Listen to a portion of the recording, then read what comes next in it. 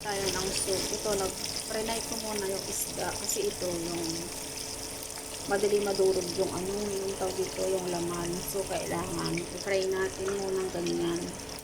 Tapos ito, papaya to.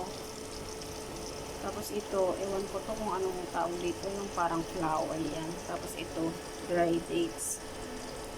Yan. Ito, nagpapakulo na tayo ng tubig. Hintayin natin kumulo, guys. Ito guys, ilagay na natin. Ito, nakulo na yung tubig. Ilagay na natin.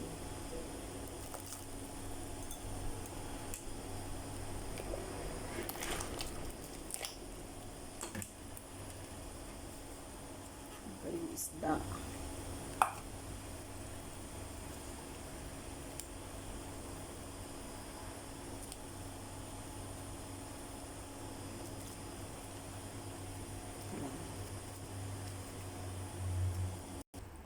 Yan guys, nakulo na. Ito na yung fish soup natin. Yan.